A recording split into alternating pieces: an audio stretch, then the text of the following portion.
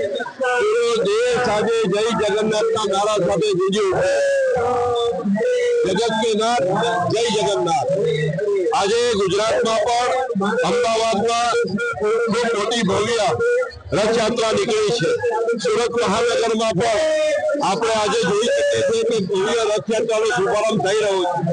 તો ત્યારે સૌથી પહેલા તો ભગવાનને વિનંતી કરીએ, આપણે પ્રાર્થના કરીએ કે અમારા સુરત મહાનગર પર હર હંમેશા આપના આશીર્વાદ રહે, અમારા સુરતના બધા લોકો સુખી સંપન્ન અને તંદુરસ્ત રહે એવી પ્રાર્થના કરું છું। આજે ભગવાન શ્રી જગન્નાથ રથયાત્રા સુરત શહેરમાં નીકળવાની છે। 7 જગ્યાએ રથયાત્રાનું આયોજન કરવામાં આવેલા છે। મુખ્ય યાત્રા સુરત રેલવે સ્ટેશનના સામેથી થવા જઈ રહી છે।